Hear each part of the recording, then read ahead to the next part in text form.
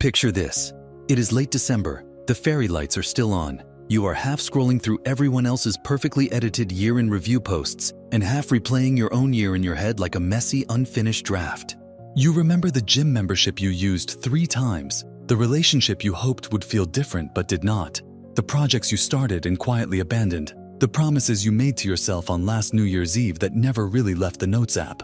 Maybe a part of you wants to sit down and reflect, to make sense of what actually happened this year. But another part already knows how that movie goes. You start writing, your inner critic grabs the microphone, and 10 minutes later your year is on trial and the verdict is guilty on all counts. If that sounds like your December, this video is for you. By the end of it, you will have a way to review your year that is honest but not brutal, reflective but not paralyzing, so that you walk into the next season with clarity and a sense of continuity instead of shame and the urge to delete yourself and start from zero. In a few minutes, I will share a simple 3-step map you can use in one evening to turn your year from a harsh report card into a conversation between 3 versions of you. But first, we need to name the pattern that keeps hijacking your year-end reflection. Let us call it the year-end trial. The year-end trial is what happens when reflection turns into prosecution. Instead of looking at your year like a scientist or a storyteller, you look at it like a judge in a courtroom. You pull up evidence of everything you did not do, every way you fell short, compare yourself to an imaginary version of you who did everything right, and then you pass a global sentence on your whole year and your whole self. This was a failure. I am behind. I am not who I should be by now. It is important to notice what the year-end trial is not. It is not honest accountability, because honest accountability is specific and focused on behavior. The trial, on the other hand, makes sweeping conclusions about your worth. It is not objective analysis, because your inner prosecutor carefully selects only the memories that prove its case. It is also not motivation, even if it pretends to be. It might sound like it is trying to push you toward change, but in reality, it leaves you exhausted, ashamed, and weirdly stuck in the same loops. You probably did not invent this pattern from scratch. Your mind learned it. Many of us grew up in environments where the end of a school term, a year, or even a meal was followed by some kind of evaluation. And very often that evaluation focused more on what was wrong than what was right.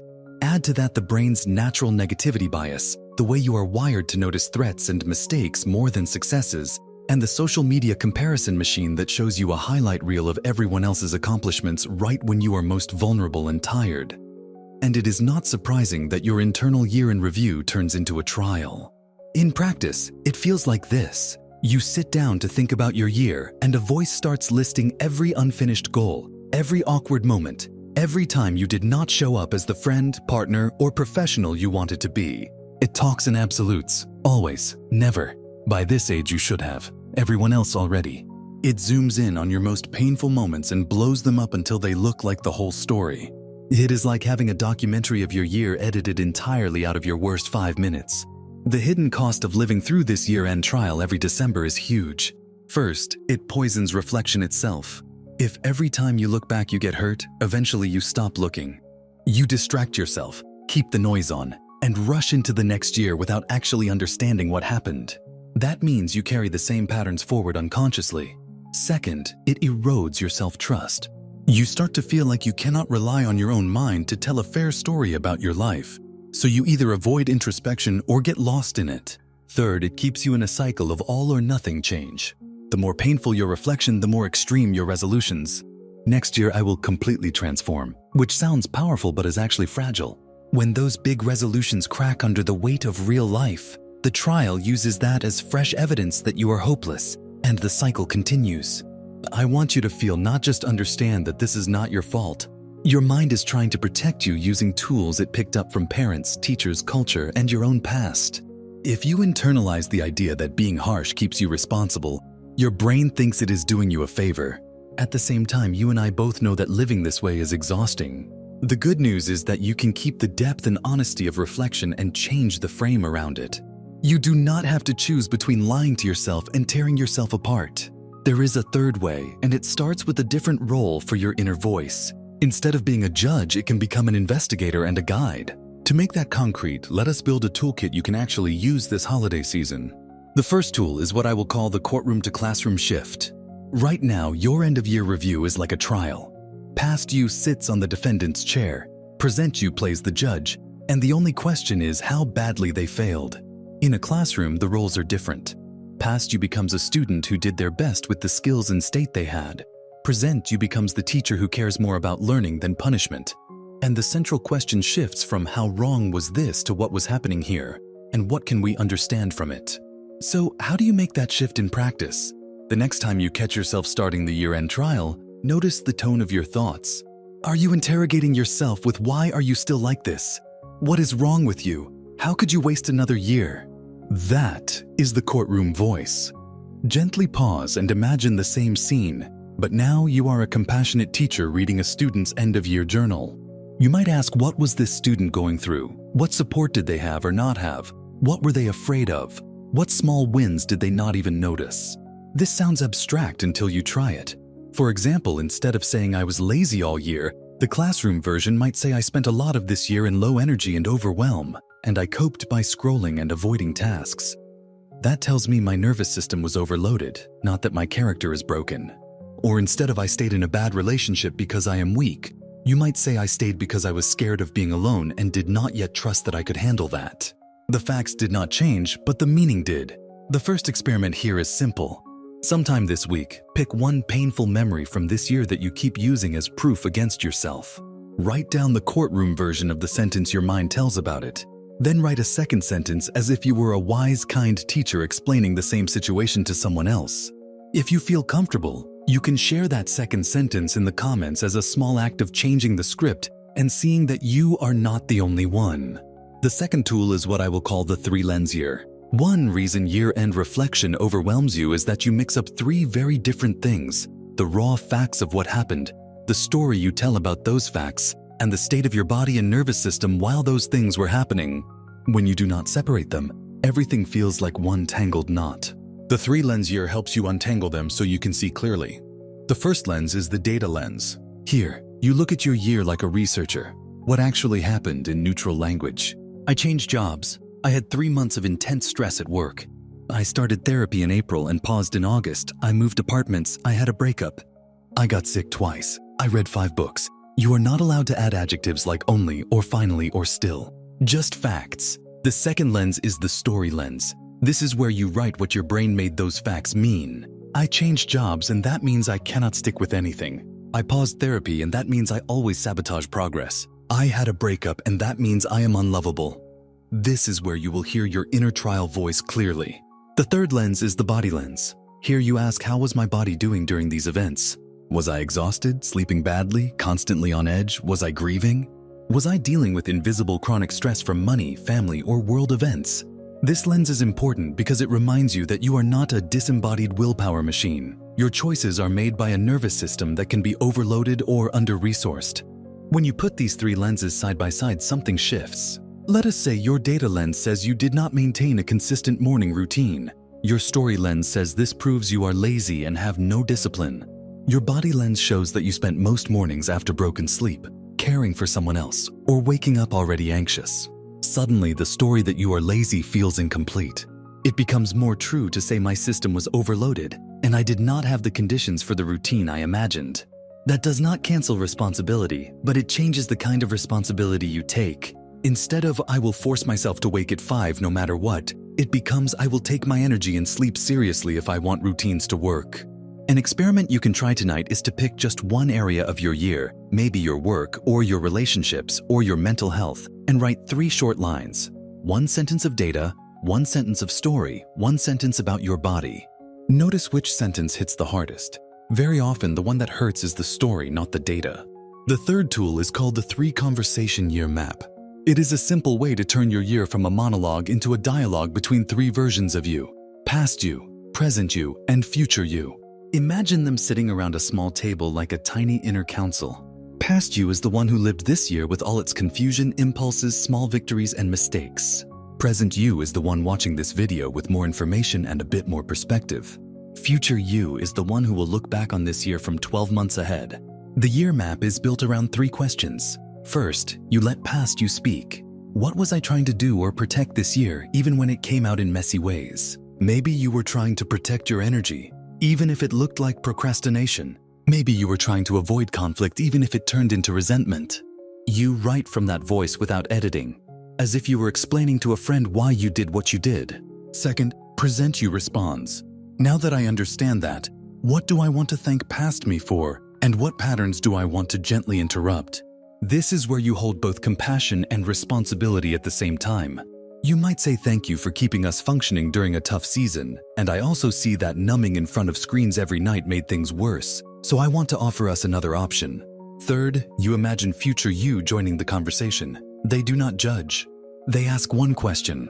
What is one small thing you could start experimenting with now that would make my life lighter by this time next year? Notice that the question is not how will you fix everything, but what is one small, concrete shift? It could be as simple as having one honest conversation you kept postponing, starting therapy, creating a tiny evening wind-down ritual, or practicing saying no once a week. When you write these 3 voices out, something powerful happens. You stop relating to your year as a verdict and start relating to it as a chapter in a longer story of learning. The person you were in January is no longer an enemy.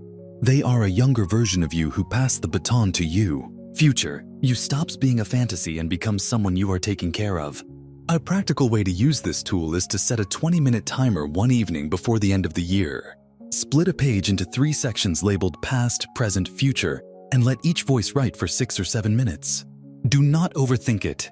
If you want, you can share a single sentence from your future self in the comments, something like, "Please do not abandon us again," or "Thank you for finally asking for help," as a way of anchoring that relationship. The 4th tool is the tiny bridge ritual. The year-end trial loves to create a sharp cliff between this year and next year. It whispers that everything truly begins on January 1, which means the days in between feel like a strange limbo where you are waiting to be allowed to start. The tiny bridge ritual does the opposite. It asks you to build a small symbolic bridge from this year into the next, not with a huge transformation, but with one tiny action that happens in the next 72 hours and represents the direction you want to move in. The key is that this action must be so small you cannot fail at it unless you intentionally avoid it. If your future self wants more honest emotional expression, your tiny bridge might be sending one real message to someone instead of a polite emoji. If your future self wants a healthier body, your bridge might be doing a 5-minute stretch during a break, not designing a 12-week workout plan. If your future self wants more creative time, your bridge might be opening the Notes app and writing down 3 ideas in messy bullet points. The psychology behind this is simple. Your brain believes what you do more than what you promise. A tiny real action right now tells your nervous system the story that change is already happening inside this messy, imperfect end of year, not at some imaginary clean future. That lowers the pressure, raises your sense of agency, and makes it easier to keep going when the calendar flips. An experiment here is to pause this video later, pick one theme that kept coming up in your reflection, and ask, what is the smallest visible thing I could do about this in the next 3 days? Then actually schedule it, set a reminder, move an object into your field of vision, tell a friend.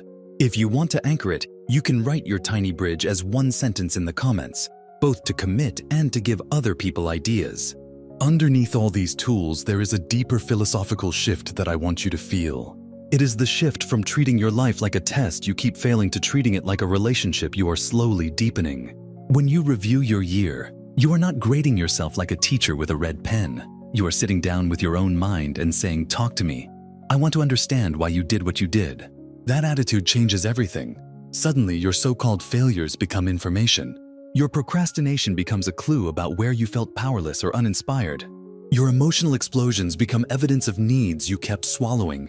Your avoidance of certain goals becomes a signal that maybe they were never your goals to begin with, but borrowed from other people's expectations. Reflection stops being about whether you deserve to be proud and becomes about whether you are listening. There is also a quiet kind of justice in this. The year-end trial gives enormous weight to your worst moments and almost none to the small, steady things you did that no one will ever applaud you for. Surviving a hard season, showing up for someone when you were empty, getting out of bed on a day when your mind was heavy, saying sorry when it hurt your ego. Those things rarely make it into highlight reels, but they are the threads your life is actually woven from. When you practice the courtroom-to-classroom shift and the 3-lens year, you give those threads space on the page. That matters because your sense of identity is built from repeated stories. If the only stories you hear about yourself are failure and not enough, you will live as if that is the whole truth. If you start telling richer, more nuanced stories, your nervous system gets a new script to inhabit. As you listen to this, you might notice two reactions. One part of you feels relief at the idea of gentler reflection. Another part is skeptical and asks if I am not hard on myself. Will I just become complacent? This is an understandable fear, but it is usually based on a misunderstanding. Harshness does not equal responsibility.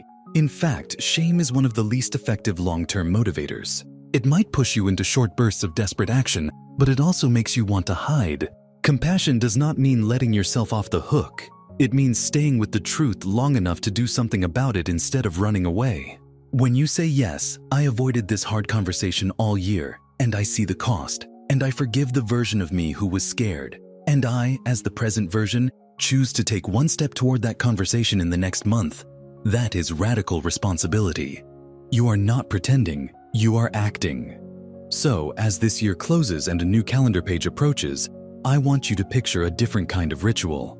Not a night where you list everything you hate about yourself and then write a violent resolution manifesto, but an evening where you sit with a pen, 3 lenses, and 3 versions of you. You write down a few plain facts. You notice the harsh stories you attach to them. You ask your body how it actually felt this year. You let past you explain. You let present you respond with honesty and care. And you let future you ask for one small favor. Then you choose a tiny bridge action to mark that shift. That whole process could take less than an hour, but it changes the shape of the story you are living. And you deserve that. You deserve to walk into the next year not with the weight of a trial on your shoulders, but with a clearer understanding of how you got here and a kinder, steadier commitment to where you want to go. If you recognize yourself in the year-end trial, you can even pause after this video and jot down one sentence your brain keeps repeating about this year. Share it in the comments if you want to see you are not alone. And maybe also write a second sentence that sounds more like the wise teacher version of you. That small act is already part of breaking the pattern. As we close, remember the core shift we have been exploring. Your year is not a verdict. It is data, story, and nervous system woven together, and you are allowed to rewrite the story while respecting the data and caring for the body that carried you through it.